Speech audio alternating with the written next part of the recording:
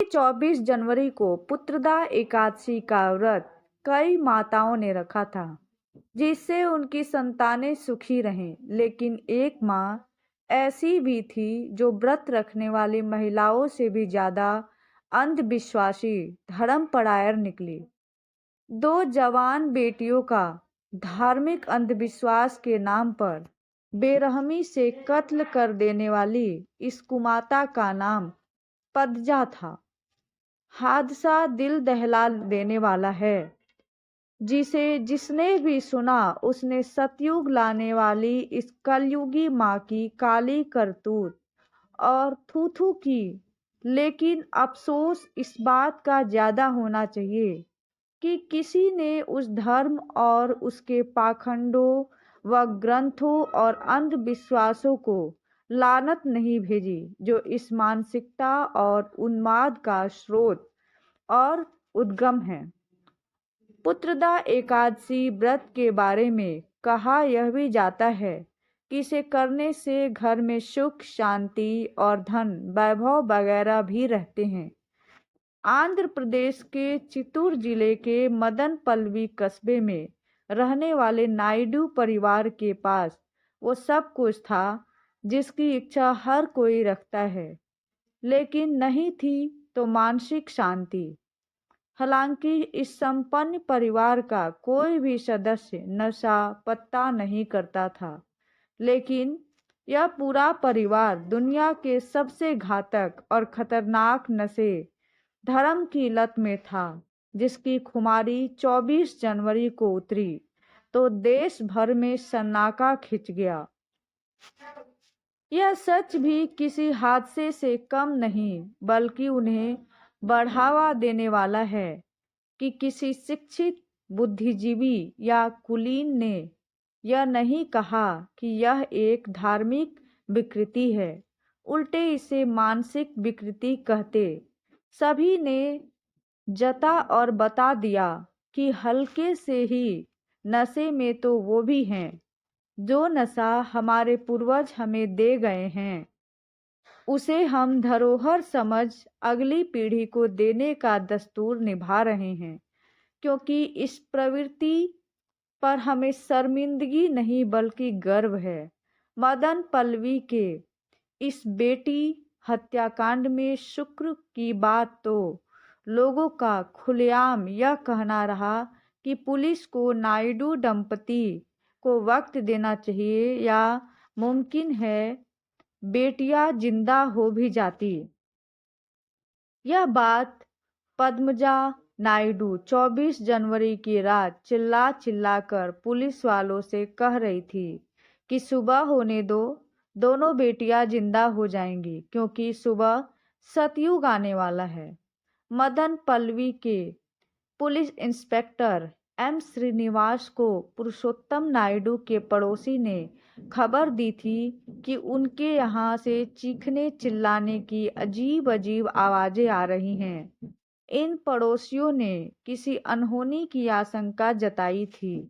Police दल पहुंचा तो पहले इन दोनों यानी पुरुषोत्तम और पद्मजा ने उसे घर से दाखिल होने से रोकने की कोशिश की, जिससे पुलिस वालों का शक और गहरा उठा। लिहाजा वे जबरदस्ती अंदर घुसे तो वहां एक नजारा देख उनके भी तिरपन कांप उठे। किसी पुलिस वाले ने अपनी सर्विस लाइफ में ऐसा बीभत्स दृश्य नहीं देखा था। पूजा घर में 22 वर्षीय साई दिव्या की नग्न लाश खून से लथपथ पड़ी थी, जिससे ऊपर लाल रंग का चुनरी नुमा कपड़ा पड़ा था। हत्या से पहले उसका मुंडन भी किया गया था। दूसरे कमरे में 27 वर्षीय आलेख्या की भी नग्न लाश पड़ी थी। इस दौरान पद्मजा पुलिस की कार्रवाई से लापरवाह नाचती रही और पुरुषोत्तम सोफे पर समाधि की मुद्रा में पालथी मारे बैठा रहा, मानो उन्होंने हत्याएं न की हो बल्कि मच्छर मसले हो। आप शायद यकीन न करें और यह सोचने में ही आपका दिल दहल जाए कि दोनों खूबसूरत युवतियों के सर धड़ से अलग पड़े थे।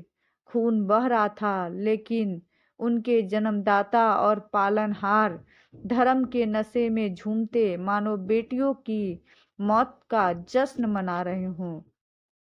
दहशत और में आम तौर पर मुजरिम आता है, लेकिन यहाँ पुलिस वालों को गश्त आ रहे थे कि घर में जवान लड़कियों की सर कटी नग्न लाशें पड़ी हैं और माँ नाच रही है और बाप भगवान बुद्ध की स्टाइल में इस तरह समाधिस्थ बैठा है, मानो ऊपर वाले से सीधे बात कर पूछ रहा हो कि प्रभु, हत्या कर दी है, अब क्या निर्देश दो। इधर पुलिस वाले कुछ संभले तो उन्हें समझ आ गया कि मामला धर्म से जुड़े तंत्र मंत्र का है और ये दोनों पगलेट बेकार का ड्रामा कर रहे हैं। लिहाजा उन्होंने पुलिसिया अंदाज और रौब दिखाया तो भगवान का भूत इनके सर से थोड़ा उतरा और उन्होंने बताया कि कैसे उन्होंने अपने जिगर की इन टुकड़ियों को भगवान के पास पहुंचाया। बकौल नायडू दंपति, उन्होंने साई दिव्या की हत्या त्रिशूल से की और आलेख्या का कत्ल भारी भरकम डंबलों से किया। क्यों किया? इस पर दोनों ने चौंकाने वाले जवाब दिए, जिसका सार यह था कि ये लोग एक तांत्रिक अनुष्ठान कर रहे थे जिसका मकसद बेटियों के भीतर बैठी दुष्ट आत्माओं को बाहर निकालना था। उन्हें स्वर्ग से एक दैवीय इशारा इस बाबत मिला था कि लड़कियों को मार डालो, सुबह वे फिर से जिंदा हो जाएंगी, क्योंकि सतयुग शुरू हो जाएगा। यह मूर्खता और क्रूरता की इंतहा थी, जो एक सभ्य समाज के शिक्षित परिवार में समारोह पूर्वक थी। पुलिस हिरासत में भी पद्मजा खुद को शिव का अवतार बताते यह कहती रही कि कोरोना वायरस तो शिवशंकर ने दुष्ट आत्माओं के संहार के लिए भेजा है। योजना तो इन दोनों ने खुदकुशी की भी बना रखी थी, जिससे सतयुग और में पुनर्जन्म ले सके, लेकिन पुलिस के आ जाने से यह मुमकिन नहीं हो पाया।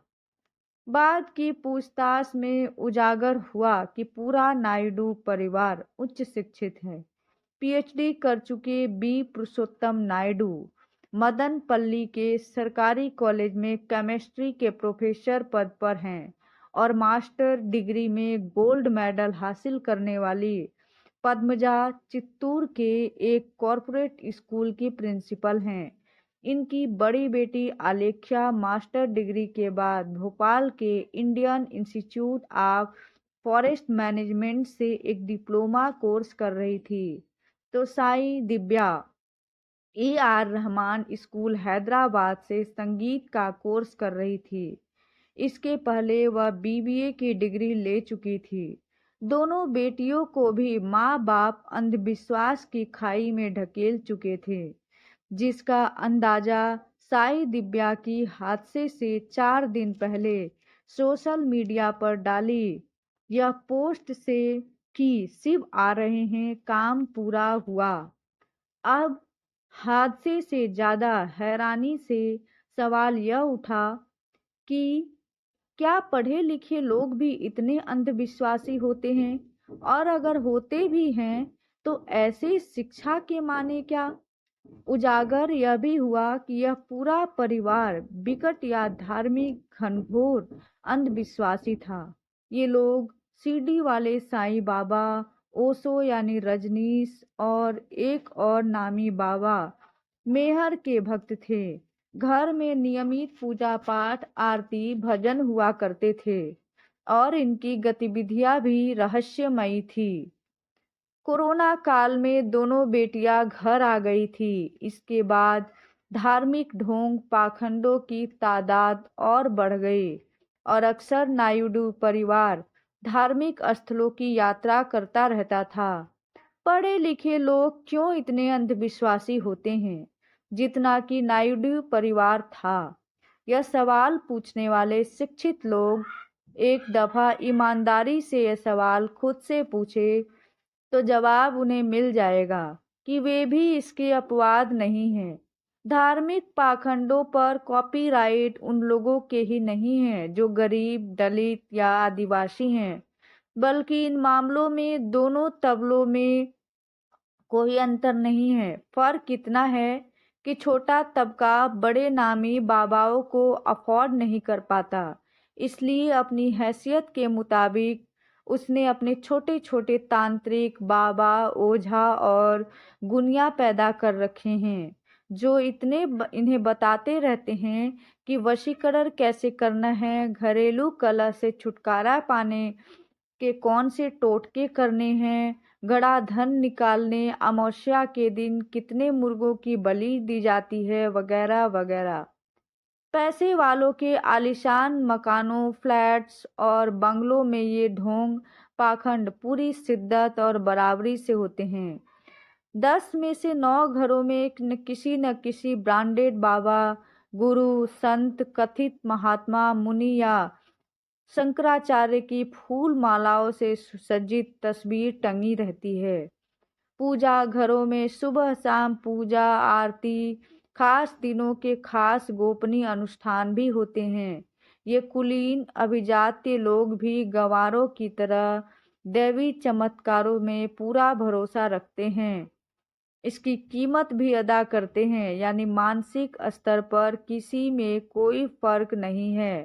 फर्क है तो आमदनी, रहन सहन, स्टेटस का, जिसके चलते ये बड़े लोग खुद को बुद्धिमान, तार्किक होने की खुशफहमी पाले रहते हैं। इन पढ़े लिखे गंवारों की पोल कम ही खुलती है, क्योंकि ठगे जाने या बेवकूफ़ी भरा कोई पाखंड करने के बाद ये खामोश रहते हैं और कई बार खामोश कर भी दिए जाते हैं। पुरुषोत्तम और पद्मजा को अदालत के आदेश पर तिरुपति के SBRR अस्पताल के मनोरोग विभाग में दिमागी जांच के लिए भर्ती कराया गया। अगर यह बीमारी थी तो भोपाल के नामी मनोचिकित्सक डॉक्टर विनय मिश्रा इसे ड्यूजन बताते हैं, जिसमें रोगी मिथ्या विश्वासों और स्वर्ग नर्क, जादू टोनों, तंत्र मंत्र आदि को सच मानने लगता है। इस लिहाज से देखें तो हमारे देश की 80% से कहीं ज़्यादा आबादी इस बीमारी की गिरफ्त में है। फर्क उसके प्रभाव को कम या ज़्यादा होने का है। अब ज़रूरत इस बात की महसूस होने लगी है कि इस और इन कई बीमारियों की जड़ नष्ट की जाए, जिनके सामने कोरोना जैसे वायरस बेहद छोटे और कम नुकसानदायक हैं। इसका तो वैक्सीन बन गया है, लेकिन धार्मिक उन्माद, बसीपन और पागलपन का वैक्सीन बनाना मुश्किल है, क्योंकि इन बीमारियों के वायरस किसी चीन या वुहान से नहीं आए हैं, बल्कि देश के धर्मस्थलों में इनका रोज उत्पादन होता है। धर्म ग्रंथ और धर्म गुरु एक बड़ा खतरा है, क्योंकि अपनी रोजी रोटी चलाने रखने पागलपन यही लोग फैलाते हैं। इन्हें यह धर्म ज्ञान ग्रंथों से मिलता है, जो उटपटांग, बेतुके और काल्पनिक प्रसंगों से भरे पड़े हैं। गरुड़ पुराण इसका बेहतर उदाहरण है, जिसमें स्वर्ग और नर्क की इतनी विभत्स व्याख्या की गई है कि सख्त कलेजे वाला नास्तिक भी इसे सुनकर कांप उठता है। सभी धर्म ग्रंथ ऐसी ही बेहुदी बातों से भरे पड़े हैं, जिनके निर्देशों का पालन नायडू दंपति ने किया, लेकिन असल सजा के हकदार और इनसे भी बड़े गुनहगार वे धर्म गुरु हैं जो वायरस के वाहक हैं और खुद भी किसी खतरनाक परजीवी वायरस से कम नहीं है। लेकिन कोई अदालत स्वतः संज्ञान लेते इन मगरमच्छों से बगैर बैर लेगी, ऐसा सोचने की कोई वजह नहीं है। कृषि कानूनों को किसानों के भले का बताने वाली सरकार को चाहिए कि वह 130 करोड़ देशवासियों के भले के लिए पाप पुण्य और मोक्ष मुक्ति के कारोबार को बंद करके कानून लाने की हिम्मत दिखाए। लेकिन यह उम्मीद उस भगवा सरकार से करना तो बेकार है जो खुद गले गले तक इसी में डूबी है। तब तक आइए किसी नए हादसे का इंतजार करें जिसमें बालिका दिवस के मौके पर कोई नई आलेख्या और दिव्या मारे जाएं।